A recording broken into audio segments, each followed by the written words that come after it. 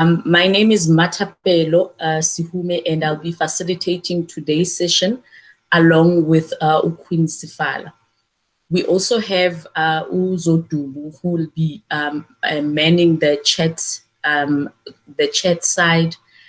We also have Utlengiwe, who will be assisting us as well.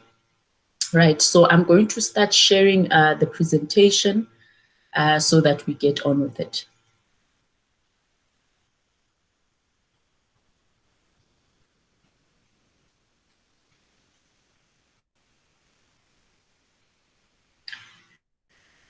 So today's session is called Build a Professional Brand. And we decided to theme this session, Build a Professional Brand, mainly because it links very well with the sessions we've had previously. So before we start with the session, I would like to start with some ground rules. I would like that we all please make sure that we have all our videos off and that we have our mics on mute.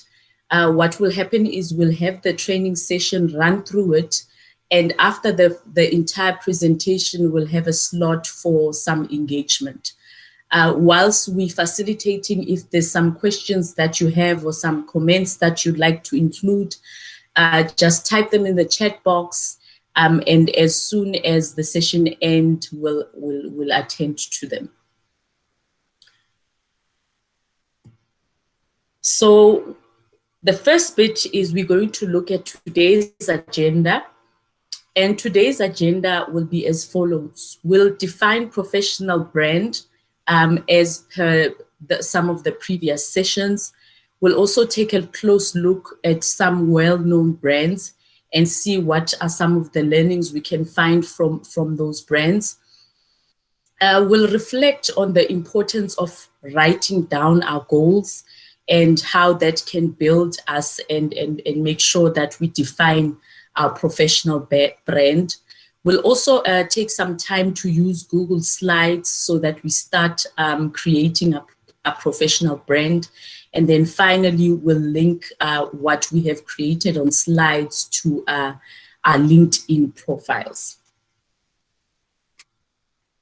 Right, so professional brand defined is refers to your own qualities. If you remember, some of our training sessions previously, we looked at some of the qualities that we have and some of the skills that we have.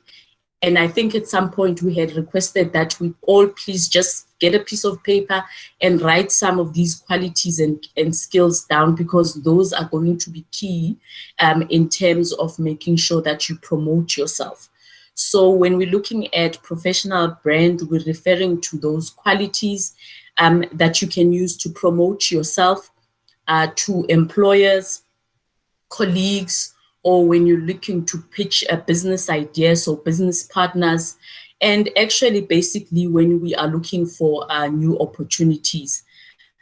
This will include internships for those of us who've just finished schools, and like I said, those who are seeking for employment, building this professional brand aids with all those opportunities. Right, so what we're going to do now is we're going to take a closer look at some of the famous brands that we looked at. I think last week we had a look at about 5 brands. And if I remember correctly, we looked at brands like Toyota, we looked at Starbucks, we looked at McDonald's. So we'll take some time and take a deeper look at some of these brands and see what we can learn from them when we're trying to build a professional brands. Right, so the first one that we're going to look at is McDonald's.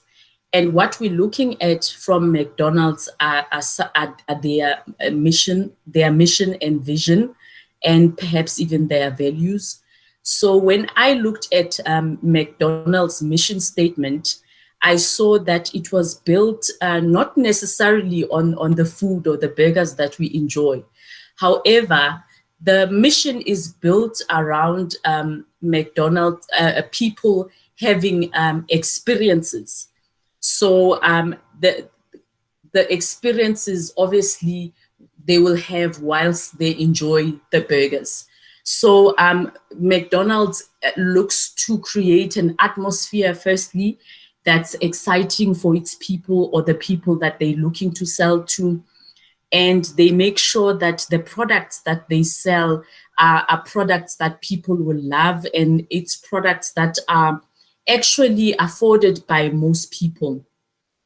And when McDonald's was looking when McDonald's put together their mission statement, it was very clear from the onset that they're looking at building this business such that it reaches the entire world. There's no limitation. It doesn't speak just about providing this experience for people in Braamfontein or just for people in the UK. But they are thinking when they were building their mission was about the broadness, and that it should reach from your basic person on the streets to someone in a mansion who's looking to enjoy a burger at one of the local franchisees. So it was the mission is very clear from the onset. What they also, in terms of their vision, what they also looking at, obviously, is that the business will be profitable. But more than profitable, they're looking at growth, so expanding beyond where they currently are. And that they will be serving their delicious burgers every day all around the world without limitations.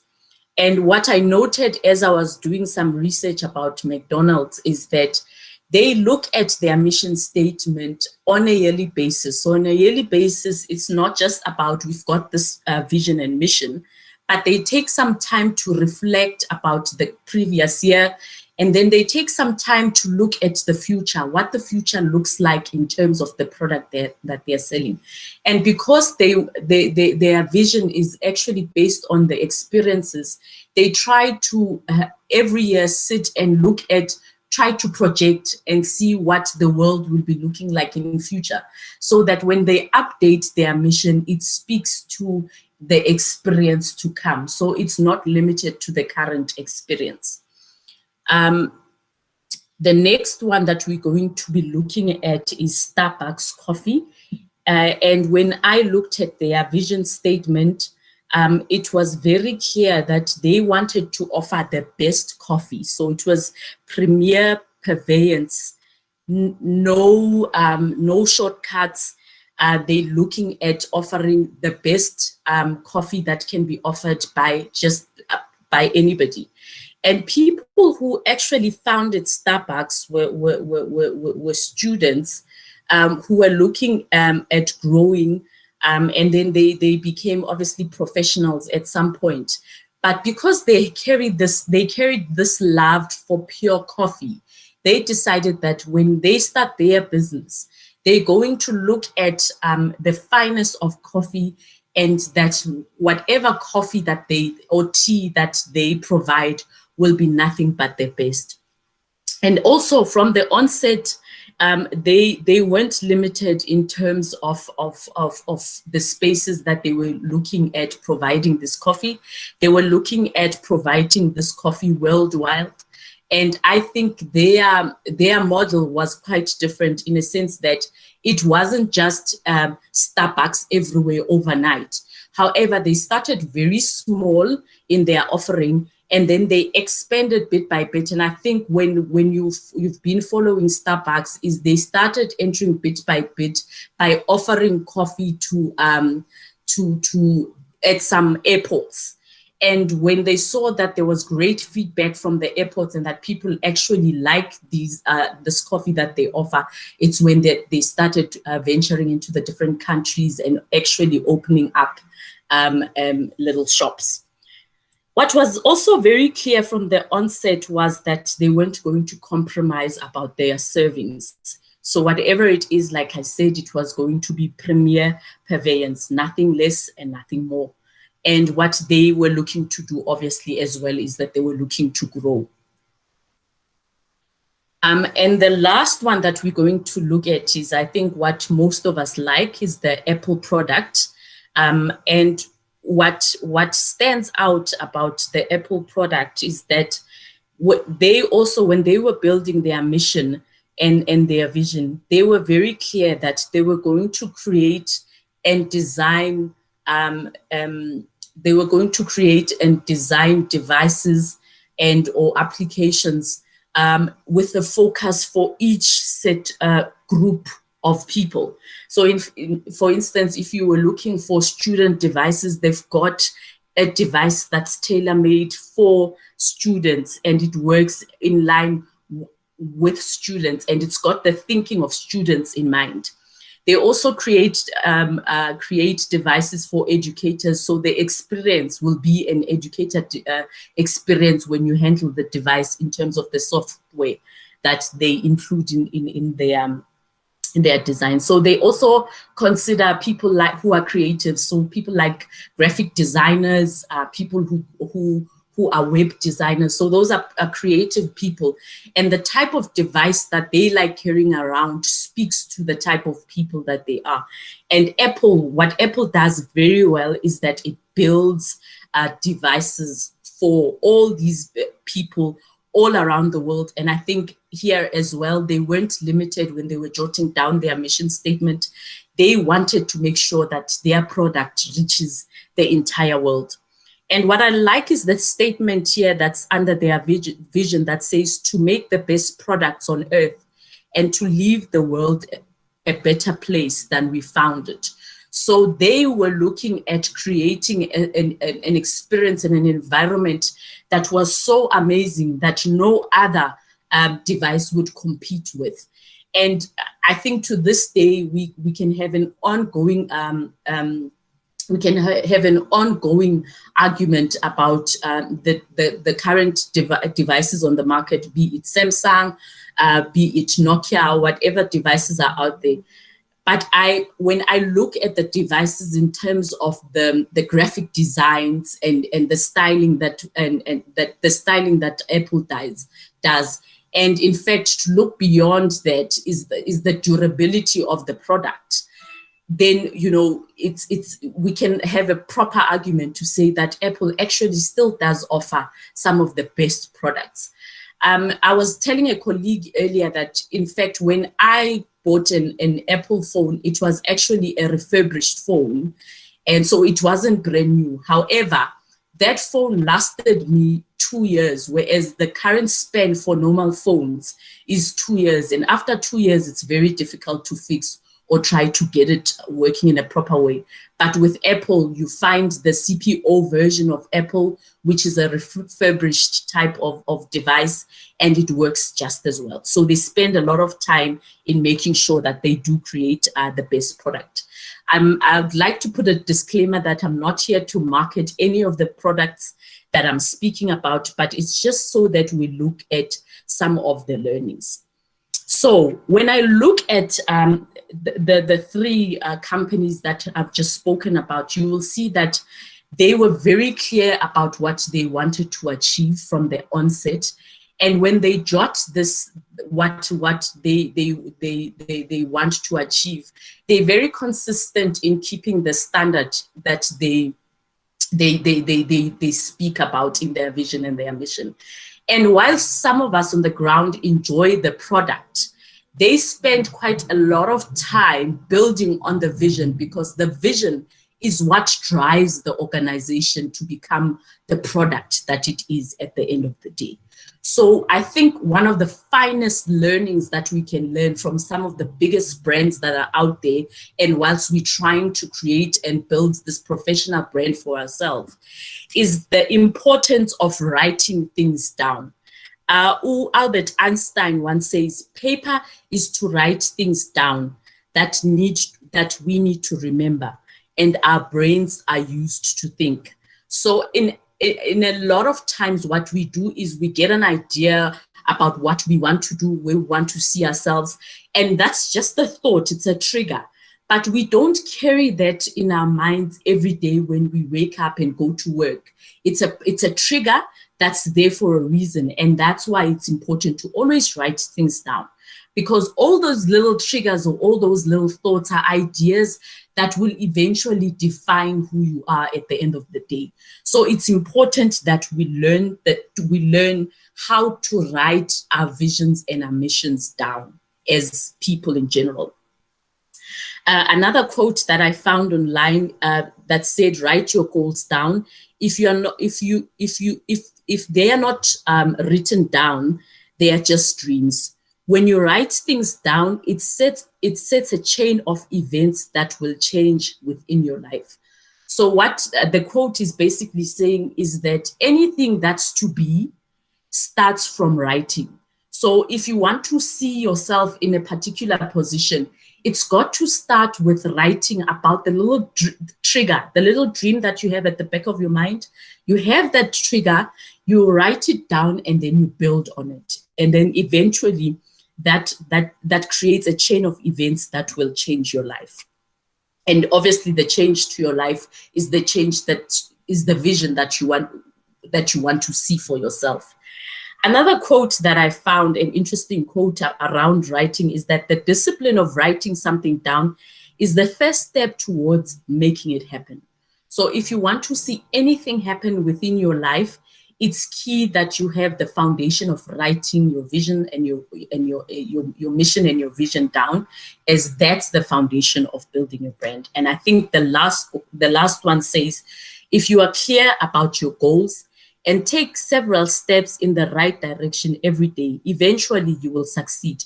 So decide what it is that you want, you write it down, you review it constantly, and each day do something that moves you towards that goal. So basically what we are saying is that writing down goals is an opportunity for you to create your future by envisioning first in mind, bringing it to reality through paper, and then taking daily steps to bring the writing to life.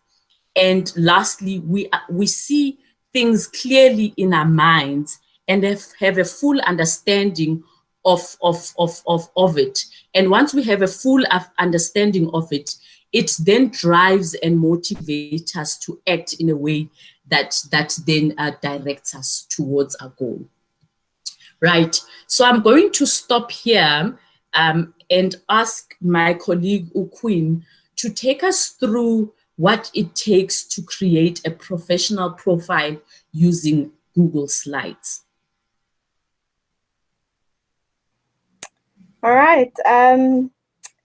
Thank you, Matapelo. That was great. I'm just going to share my screen.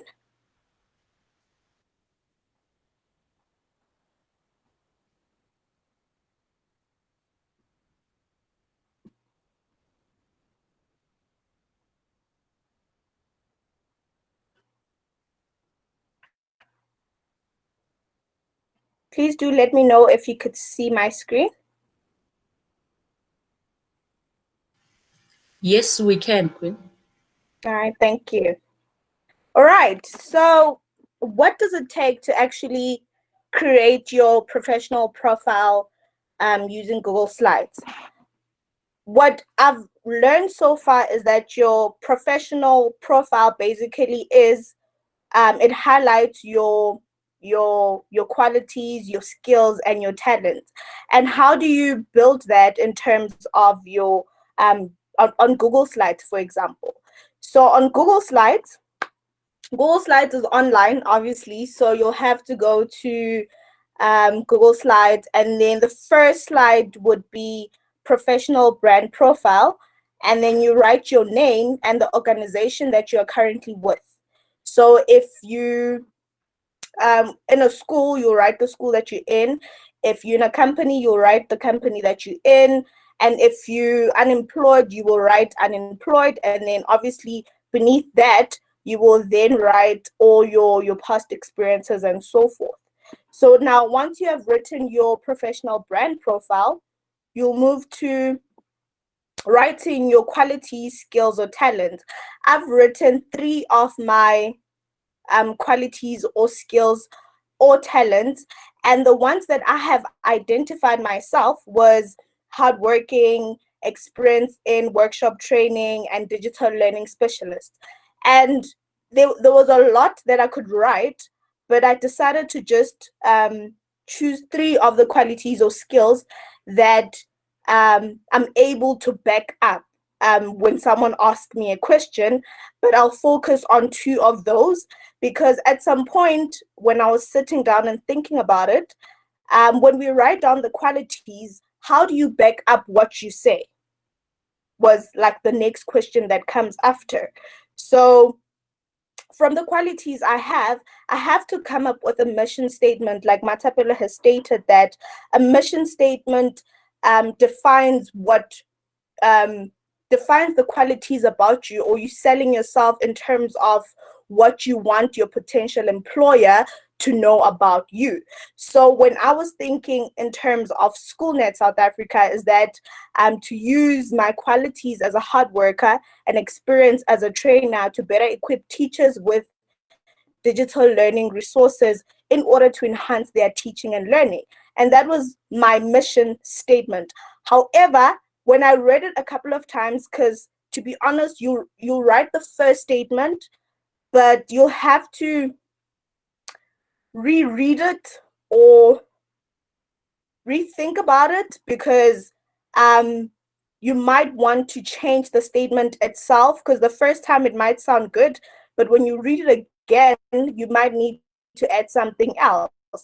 And the mission statement should always begin with 2, because it's a mission, it's an aim to do something. Right. So once I've written my mission statement and have sorted out what I'd like my potential employer or business partner to know about myself, I move to my past experiences that I am linking to my qualities, skills, and talents. Right. So this part was the hardest for me in terms of, for example, the reason I skipped hardworking was because I had to find past experience in relation with hardworking, and I couldn't find the right words or the right things or the right statements to put under hardworking. So I decided to go with what I know I could put out there. However, if you do put hardworking, if you put team player, you need to write down beneath it 2 or 3 points of your past experience in terms of being a team player, in terms of being a hard worker, because you need to always back yourself up and sell that quality or skill or talent that you have. So, for example, with digital learning specialist, my past experience would be helping schools from Soweto with integrating technology, and then helping schools in Pretoria with the Siyavula Maths tool so that they could practice their maths and improve their grades. That is my past experience with regards to digital learning specialist. And then now I need to, you could write, everybody has the ability to write anything about any quality or skill or talent, but now you need to have evidence of achievement with regards to your quality, your skill, and your past experience. And what you do there is the evidence could be in a form of pictures, it could be in a form of documents. This includes if you have a letter of recommendation, if you have an award of some sort, basically anything that can prove that you have basically done the specific quality or skill or talent that you have. So now with regards to linking your achievements to Google Slide. So what you do is you link them using links. So URL links, and you could either put pictures, videos, you could put documents, like I said, but you need to link them to your specific past experience. So what I have done under digital learning specialist is that I have a group of photos that I could use as my evidence. And what I did was to add a link to to link to photos so that they are able to see my evidence of achievement with regards to the specific skill. Right. So how do you, I'll show you how to add links, but I'm hoping that everybody knows how to do that. But what you do in terms of adding a link is you go to this mini circle plus icon, and when you select it, it will then allow you to insert a link there, and then you'll click on apply. But I'll quickly show you that once I show you my professional brand profile after this part. Right, and then in terms of digital learning specialists, like I said, you could add your pictures. These are the pictures that I have in terms of evidence with regards to digital learning specialists. This is me in Siyavula in Pretoria. And then my other, once you have done all your skills and you are done writing all your qualities and your skills, you can now link each skill to a specific slide within your presentation. For example, I had written that my qualities or skills were hardworking, experience and training, as well as digital learning specialist. And now, in order for it to be easy for me to locate, what I can do is I could link the quality to a slide, as you can see on the slide, and then I could select the slide relevant to that quality. And then once they select on that quality, it will jump to, here are the links, it will jump directly to the specific slide. Right. So I'll just stop sharing now and then show you the actual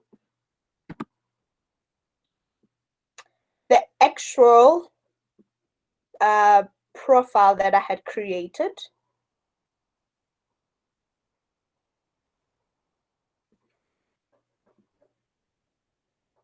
Right. Okay, there we go. So this is my professional brand profile. Like I said, my first slide is basically the name, professional brand profile, my name, as well as the company or the school or the organization that I'm part of. And then the next slide, like I've said, you include your quality, skills and talents, and all the skills that you have. And then your mission statement, as you can see. And then you have your past experience. So like I said, how do you insert pictures? You go to insert, and then you include an image. And you can insert an image from your computer, from the website or the drive if your images are on your drive, or you can include it by a URL.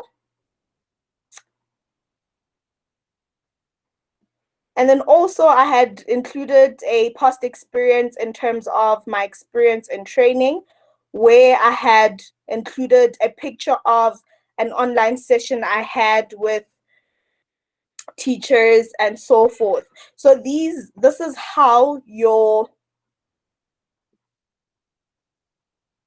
professional brand profile would look.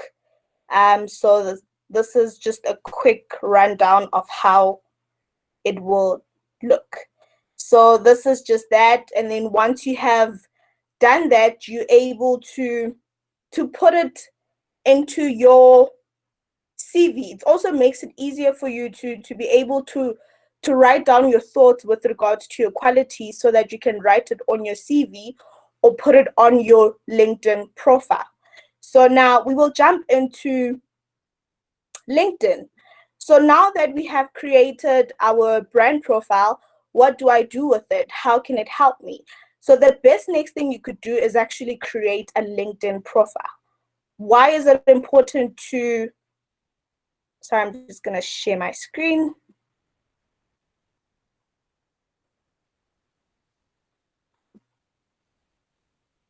Right.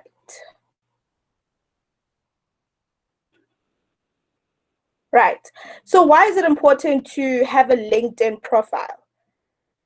A LinkedIn profile is important because, firstly, job recruiters and managers are on LinkedIn, meaning that it's able to get a job faster when you're able to see who's the hiring recruiter there. You're able to build you building a profile that create trust, whereby people are able to endorse your skills. People are able to see the credibility of you as a potential employee. Recruiters are able to contact you, and you are able to also include your CV there so that it's easy to be it's accessible to all the potential recruiters. And also, what I have personally experienced is that it's a great networking opportunity. Um, I'm able to connect with different people from different um, countries. Recently, I had met a person from Ghana who offered a very nice brand ambassador deal, but because of personal reasons, it wasn't for me. So you're able to connect with people, see what you like, and also get a feel of um, a career that you would like to be in. And also, you're also keeping yourself up to date with the jobs that are available on LinkedIn, because you're able to, if your profile is up to date, you're able to get jobs that are up to date as well. Right. So, for example, this is Matapelo Sihuma's LinkedIn profile. Like she said, she's an operation officer at SchoolNet SA, and she has 71 connections. Matapelo needs to work on her connections. And yeah, so this is her profile. She works at SchoolNet and she went to Boston College. What is important with your LinkedIn profile is that your profile is your point of impression.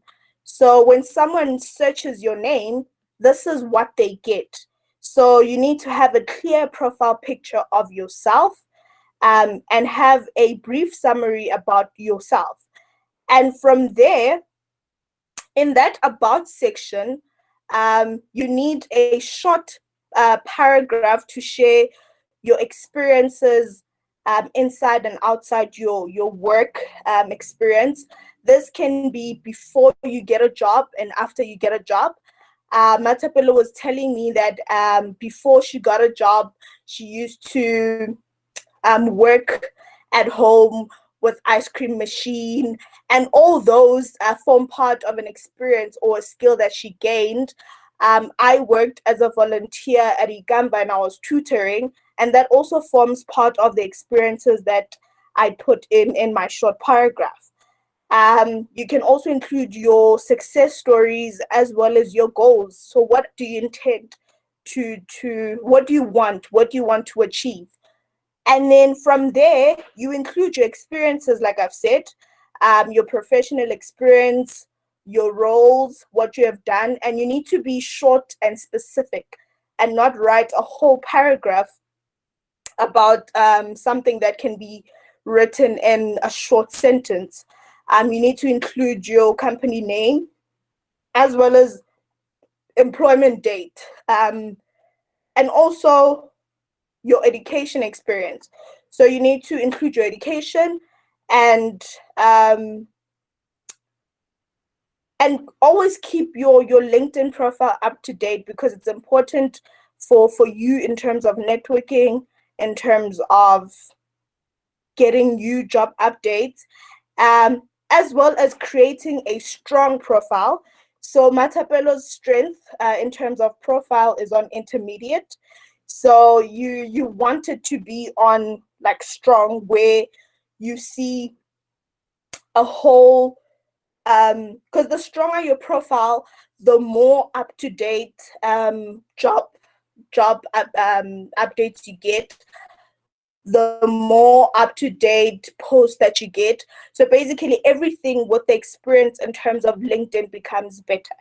So I'll share how my LinkedIn profile is. Mr. Shozi, if you don't mind, I was spying you on LinkedIn and I saw your about profile because I realized that I don't actually have an about on my LinkedIn profile. So I'd like to share yours if you don't mind. So this is my LinkedIn profile. So what I had written initially is my current job, what I inspire to be. This is my goal, as well as my other goal, where is like to be a super self-made baker. And also it includes the company that I currently work for, the university that I currently have a qualification or a certificate with. And then when you scroll down, you have open to work where you see all the details where only your recruiters can see. So this is where you put in your skills or potential jobs or job roles that you'd like to see updates about, or what you'd like recruiters to see as well. And then I myself as well need to build on my profile. Like I said, the more you build on your profile, the more you're able to see more relevant job recommendations and so forth. So like you see, if it's strong, like an all-star, you see more relevant feed updates and achieve more profile views. And then when you scroll down, this is my dashboard, which is private to me only. So there's 35 people who viewed my profile. I'm just not too sure if it's this week only or for a month or so forth. 14 post views. I'm not very active in terms of posts, but I intend to be, because I saw that the more you are interactive with LinkedIn, the more you get updates, the more you get connections, and the more people get interested about you and your profile. I've appeared in 4 searches thus far. And then these are my activities, what I have done, commented, what I've shared. Mostly I just share and comment and like people's stuff. I don't post anything as of yet. And then also I've written all my experiences, and in short, sweet and short type of situation. I'm not too sure if this is sweet and short, but these are what I've written thus far. And also what I love about LinkedIn is that you're able to write your skills and endorsement. So these are the skills that I currently have, and people are able to endorse your skills. So for example, if I went on one of my colleagues, LinkedIn profile, I'll see that I have an opportunity to endorse her with a public speaking skill. And when I endorse her, that's a skill that makes her more visible in terms of job search and so forth. Right, so these are all my potential skills. And another thing that I love thus far is taking a skills quiz. So LinkedIn has decided that if you have a skill or an endorse or skill in terms of Microsoft Excel, your Microsoft Word, and all the C++ courses, you're able to take a skills test where if you pass it, they put it across to the recruiters to see that you actually have a good score in terms of the skill. If you fail it, they don't show it to the recruiters. So that is LinkedIn. For me, it's been very helpful in terms of networking, finding people that I can speak to. I have mostly my connections are teachers and people in the education field, mainly because I'm in the education field. And yes, that will be it in terms of LinkedIn and building your brand profile. And I hope you enjoyed it. Yo, Mr. Shozi, this is what happens when you search someone. So I was searching Mr. Shozi. Shozi Maluleke. And I found two profiles, which I wasn't sure which one is which. And when I selected one of his profiles, I loved his about statement. So this is the statement that introduces the recruiters or people that want to connect to you to you. So this is your introduction statement about who you are. Thank you, Matapelo. Is there anything else you'd like to add? Great, thank you, Quinn. I just think that you know the profile the professional brand profile that we created on slides works so well when you look at what's needed in LinkedIn. So it's very easy to merge the two. And once you have them in place, I mean, that's having your CV at hand at all times. That's true. Right. I think this is the end of our training session for today. So